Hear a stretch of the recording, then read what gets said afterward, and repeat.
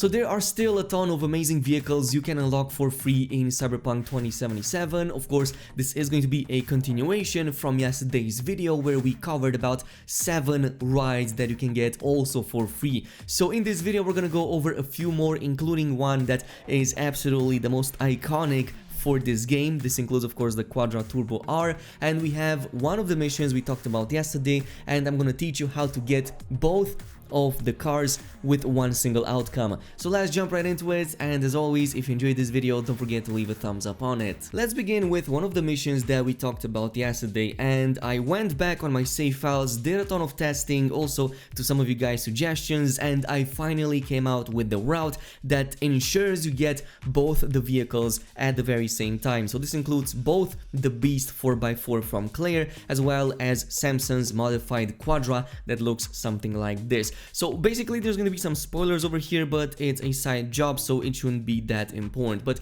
here is what you need to know. The final outcome of this mission will be influenced as early as the second last race before you finish this. So basically in the second last race you're going to eventually get to stay with Claire on this side right here, just outside of the city. You're gonna have a dialogue with her, and what you need to do is just follow the dialogue normally up until the very last one. So this dialogue right here is going to be the one that determines what type of outcome you can get in the final mission right after this one. So what I suggest is to not agree with killing that character and instead pick the option that says sorry but I cannot help, and just tell her that you're in it to win the race. Now I'm not sure if the next part is also important, but after waiting for a day she sends you a message to which I replied, just remember what you promised. So the last option over there at the bottom, just in case this might also be important. Now from this point on you will start the last mission in the sequence and you will follow it as usual, maybe trying to calm down when the dialogue prompts let you in her conversations with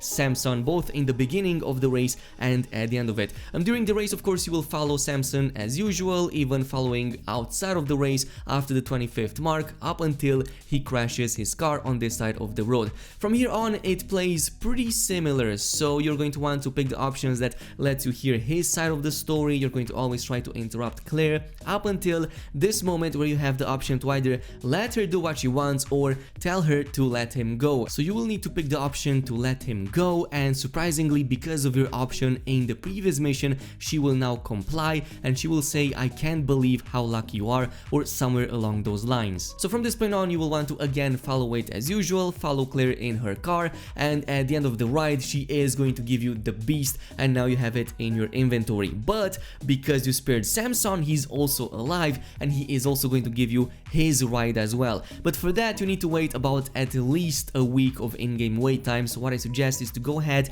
and just spam the skip time by 24 hours up until you see a message from him. Once you receive the message you can freely reply to it, and from this point on the ownership of the car is transferred over to you and you can immediately summon the car without having to go anywhere. And congratulations, you just got a really awesome modified Quadra. It has about 666 horsepower, which kind of makes sense because it is a Tulu kind of like reference. It also looks amazing, by the way, full on black matte, one of the best looking Quadras in the game, and you just got it. It's definitely my personal favorite, but we will talk about an even cooler one a bit later on in the video. Moving on, next we have another free ride that you can find at random in the middle of the desert. This is going to be the Colby CX410 Beauty, or Butte, I'm not really sure how you even pronounce that, but basically it looks like this. It's one of the cleanest pickups you can get in the game, and you will find it not far away from the supercar we talked about at the end of yesterday's video.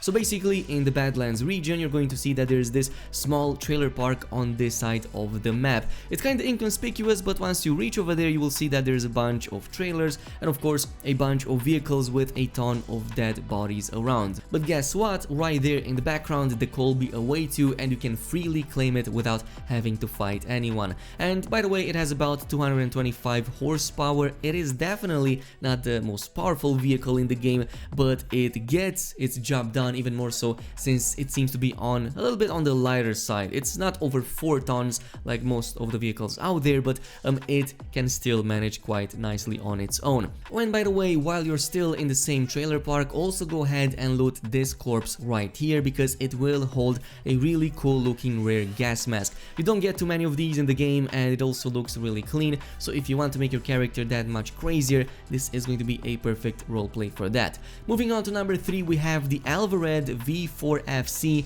580 Playboy, and that was a pretty big mouthful. It's not nearly as long as the car itself, by the way, but we will talk about that in just a little bit. So this is basically something that you get from one of the Beat the Brat side jobs in the Glen, basically this one right here, where you have to fight this character that is in front of the Alvared car itself. Now, what you need to know about this is that you don't need to finish the entire chain to get this. As a matter of fact, as soon as you walk up to this character and provoke him to a fight, he is gonna tell you that he is putting his car on the line and you should match with about 4,000 eddies. So go ahead and do that. Now do keep in mind that this fight can be a bit tough. He is definitely on the stronger side, so what I recommend is to either turn down the difficulty or at the very least make sure that you have some really nice cyberware installed. Maybe even some gorilla arms, since those are amazing at dealing higher damage. Now once you have finished the fight, well, your car is pretty much yours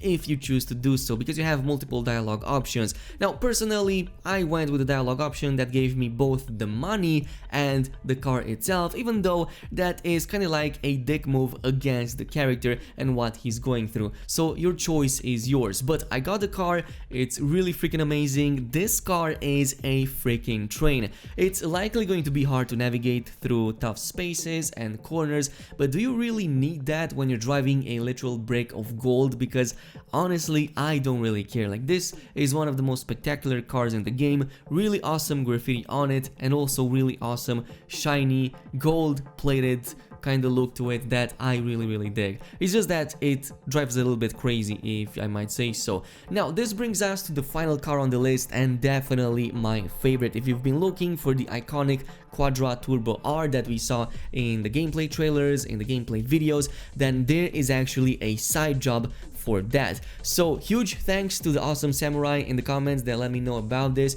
This is basically going to be during the side gig called Life's Work. You can basically find the gig on this side of the map, on the right side of the bridge that leads from the Glen into the Coast View area. So it's going to be in this auto shop that is called Wicked Tires. Once you reach here, you're gonna see that there's a bunch of enemies. What I recommend doing is to take down every single enemy in the area, because this is going to be important for the next part of the mission. Once you've done that, complete the main objective, like going in upstairs and installing the virus on one of the main computer terminals. And once you're done with that, go back at the bottom, steal the vehicle and bring it back to the garage that the mission prompts you to go to. Now once you're done with that, this pretty much ends the mission, but your objective is not yet over, because if you wait another 24 hours, you're gonna get a call from the same NPC, and he is going to tell you that now there is a free Quadra you can go ahead and pick up from one of the garages on the other side of the map. So go over there, and once you're there, you're going to notice that one of them is opened and the Quadra Turbo R is inside of it,